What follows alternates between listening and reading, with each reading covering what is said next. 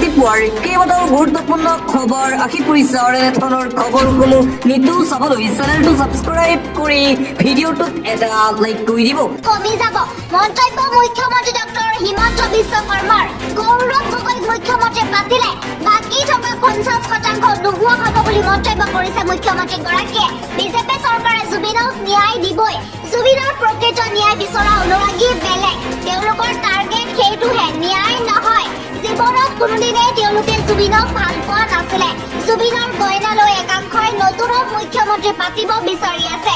এই সুযোগতে হিমন্ত বিশ্ব শৰ্মাক পদত্যাগ কৰাব বিচৰাসকল বেলেগ। 4 বছৰ কোনো সুযোগ নোপোৱাৰ বাবে এতিয়া সুযোগ ল'ব বিচাৰিছে একাংশই জুবিনক ন্যায় দিয়াৰ বাবে আন্দোলন কৰা নাই। হিমন্ত বিশ্ব শৰ্মাই পদত্যাগ কৰিলে আন্দোলন 50% কমি যাব বুলি মন্তব্য মুখ্যমন্ত্ৰীৰ। ইয়াৰ পাছৰ আন এক বিগ ব্ৰেকিং নিউজ। জেলৰ ভিতৰত এখনো বিচনা নাই। একেযোৰ কাপোৰ পিন্ধি মাটিত শুই বহি কটাইছে চামগানু আৰু সিদ্ধাৰ্থই। জেলৰ ভিতৰত মাটিত শুই দিন ৰাতি পাৰ কৰিছে চামগানু আৰু সিদ্ধাৰ্থই। জেলৰ ভিতৰত মাটিত শুই দিন কটাইছে দুয়োজনে। জেলৰ ভিতৰত এখনো বিচনা নাই। জেলৰ ভিতৰত যি খাবলৈ দিয়া হয় তাকেই খাইছে 5 অভিযুক্তই। জেলৰ ভিতৰত এয়াৰ কণ্ডিশ্যন নাই 5 ষ্টাৰৰ সুবিধা। চামগানু সিদ্ধাৰ্থই এযোৰ কাপোৰ পিন্ধিব লগা হৈছে বুলি মন্তব্য কৰিছে মুখ্যমন্ত্ৰীয়ে। আমি কোনো এজন অভিযুক্তক জামিনত ওলাবলৈ দিয়া নাই, কোনো VIP ট্ৰিটমেণ্ট দিয়া নাই বুলি মন্তব্য কৰিছে মুখ্যমন্ত্ৰীয়ে। চামগানু সিদ্ধাৰ্থই এযোৰ কাপোৰ পিন্ধিব লগা হৈছে বুলি কৈছে। ইয়াৰ পাছৰ আন এক big breaking news. Zubeen Garg থকা পেন পেচিফিক হোটেলত SIT দল। ছিংগাপুৰত কি তথ্য লাভ SITৰ। জুবিন গাৰ্গ থকা পেন পেচিফিক হোটেল তন্নকৈ পৰিদৰ্শন SITৰ। 19 ডিচেম্বৰত কৰোণাৰত দাখিল কৰিব নিজাববীয়া তদন্তৰ প্ৰতিবেদন।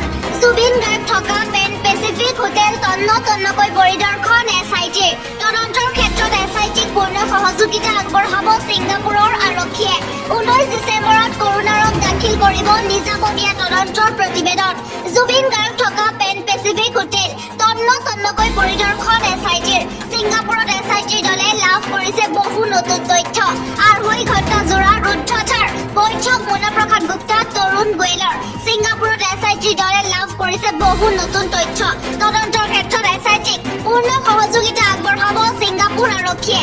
2.5 ঘণ্টা জোৰা ৰুদ্ধতাৰ বৈঠক মুনাপ্ৰসাদ গুপ্তা, তৰুণ গোৱেলৰ। ছিংগাপুৰত SITৰ দলে লাভ কৰিছে বহু নতুন তথ্য। জুবিন গাৰ্গে ন্যায় পাবই বুলি মন্তব্য কৰিছে মুখ্যমন্ত্ৰীয়ে। জুবিন গাৰ্গৰ ন্যায়ক লৈ কাকো ৰেহাই দিয়া নহ'ব, এই মন্তব্য মুখ্যমন্ত্ৰী ডক্টৰ হিমন্ত বিশ্ব শৰ্মাৰ। ছিংগাপুৰ আৰক্ষীয়ে 19 ডিচেম্বৰত দাখিল কৰিব প্ৰতিবেদন। ছিংগাপুৰত জুবিন থকা সকলো ঠাই তন্নকৈ তদন্ত কৰিছে SITৰ দলে। 2.5 ঘণ্টা ধৰি বৈঠকত বহিলে SITৰ মুৰব্বী মুন্নাপ্ৰসাদ গুপ্তা আৰু তৰুণ গোৱেল। ইফালে ছিংগাপুৰ আৰক্ষীৰ সৈতে বৈঠক সমাপ্ত হৈছে SITৰ। জুবিনক ভাল পোৱা প্ৰতিজনকে ধৈৰ্য ধৰি ন্যায়ৰ বাবে অপেক্ষা কৰাৰ আহ্বান মুখ্যমন্ত্ৰীৰ। বিচাৰ প্ৰক্ৰিয়াৰ মাজতে ৰাজ্যবাসীক অস্বস্ত কৰিলে একাংশই। মুখ্যমন্ত্ৰীয়ে মন্তব্য কৰিছে জুবিন গাৰ্গৰ ন্যায়ক লৈ আহি গ'ল ডাঙৰ খবৰ। ইয়াৰ পাছৰ আন এক বিগ ব্ৰেকিং নিউজ। জুবিন গাৰ্গৰ ন্যায়ক লৈ আহি গ'ল ডাঙৰ খবৰ, ন্যায় পাবই জুবিন গাৰ্গ। ইয়াৰ পাছৰ আন এক বিগ ব্ৰেকিং নিউজ। গৰিমা শইকীয়া গাৰ্গৰ জন্মদিন। জুবিনৰ সৈতে ভাল সময়ৰ স্মৃতি শ্বেয়াৰ কৰিলে গৰিমাই। আজি গৰিমা শইকীয়া গাৰ্গৰ জন্মদিন। গৰিমা শইকীয়া গাৰ্গলৈ ৰাজ্যবাসীৰ জন্মদিনৰ শুভেচ্ছা। জুবিন গাৰ্গ বিহীন প্ৰথমটো জন্মদিন গৰিমা গাৰ্গৰ। জন্মদিনত জুবিনক সুঁৱৰিলে গৰিমাই। জুবিনৰ সৈতে ভাল সময়ৰ স্মৃতি শ্বেয়াৰ কৰিলে গৰিমাই। গল্ডি বুলি জুবিনক স্মৰণ গৰিমা শইকীয়া গাৰ্গৰ। জন্মদিনত জুবিনক সুঁৱৰিলে গৰিমাই। ইয়াৰ পাছৰ আন এক বিগ ব্ৰেকিং নিউজ। জুবিন গাৰ্গৰ ঘটনাক লৈ শীঘ্ৰেই আহিব শুনানি। ফাষ্ট ট্ৰেক আদালতত চলিব শুনানি। বাক্সাত উপস্থিত হৈ মুখ্যমন্ত্ৰীৰ ডাঙৰ মন্তব্য।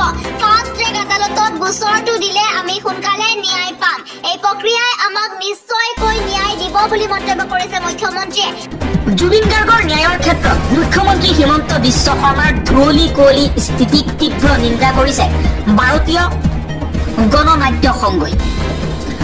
বোকাখাতত সংবাদমেল যোগে জুবিন গাৰ্গৰ ন্যায়ৰ ক্ষেত্ৰত বিজেপি চৰকাৰ তথা মুখ্যমন্ত্ৰী হিমন্ত বিশ্ব শৰ্মাৰ ধুঁৱলি কুঁৱলী স্থিতিক তীব্ৰ নিন্দা কৰাৰ লগতে কঠোৰ সকিয়নি জনাইছে। জুবিন গাৰ্গৰ চৰিত্ৰ খনন কৰি জনমানসত সেয়াও প্ৰতিপন্ন কৰি ভাৰতীয় আন্দোলন, জাতীয় আন্দোলন আৰু জাতীয় আবেগক নিষ্ক্ৰিয় কৰাৰ অভিসন্ধিৰ পৰা বিৰত থাকিবলৈ সংবাদ মেলত মুখ্যমন্ত্ৰী হিমন্ত বিশ্ব শৰ্মাক কঠোৰ সকিয়নি ভাৰতীয় গণনাট্য সংঘৰ সমন্বয়ক শুনেশ্বৰ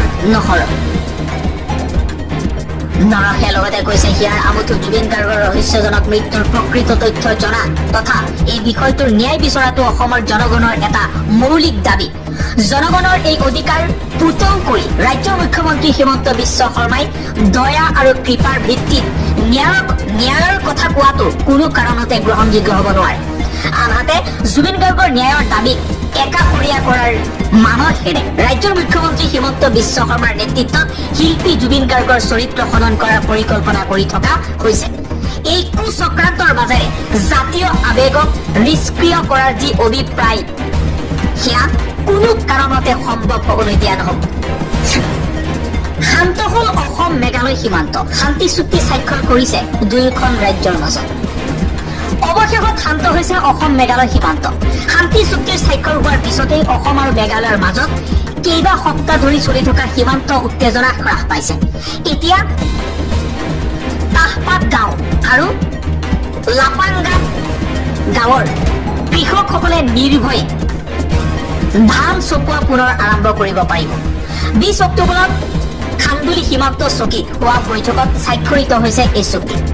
উল্লেখ্য যে অসমৰ তাহপাত গাঁও আৰু মেঘালয়ৰ লাপাংগাম গাঁৱৰ কৃষকসকলৰ মাজত ভূমি অধিকাৰক কেন্দ্ৰ কৰি সংঘাত তীব্ৰতৰ হৈছে। 8 অক্টোবৰৰ সংঘৰ্ষৰ তাহপাতৰ পৰিভেল টিমুং নিহত হয়। তাৰ পিছৰ পৰা আৰম্ভ হোৱা উত্তেজনাই সীমান্ত এলেকাত ভয়াৱহ পৰিস্থিতিৰ সৃষ্টি হৈছিল। কংগ্ৰেছে কোম্পানীক দিয়া মাটিৰ মালিকী স্বত্ব বিজেপি চৰকাৰে শ্ৰমিকৰ হাতত তুলি দিব। ৰাজ্যিক বিজেপিৰ এই ঘোষণা বহুজাতিক চাহ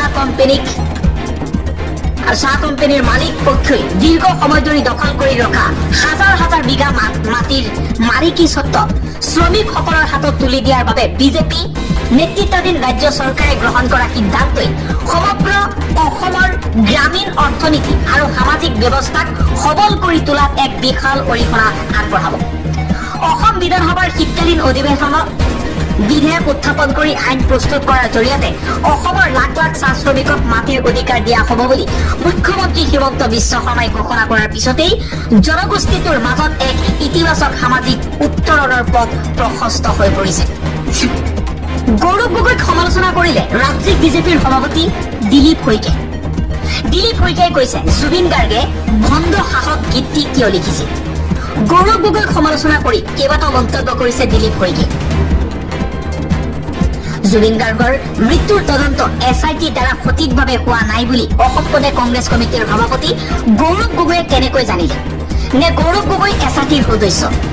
এনেধৰণে বিভিন্ন মন্তব্য কৰি গৌৰৱ গগৈক সমালোচনা কৰিছে দিলীপ শইকীয়াই কৈছে যদি আমি ক'বলৈ যাওঁ কংগ্ৰেছ চৰকাৰ থকা সময়ত শিল্পী জুবিন গাৰ্গে ভণ্ড সাহস গীতটি 1996 চনৰ পৰা 1997 চনত লিখি সেই সময়ত গাইছিল। তাৰ পৰা অনুমান কৰিব পাৰি যে তেওঁলোকৰ শাসনৰ দুৰৱস্থা দেখি নেতাবোৰৰ দুৰ্নীতি দেখি বোধহয় জুবিন গাৰ্গে গীতটো লিখিছিল আৰু পৰিৱেশন কৰিছিল।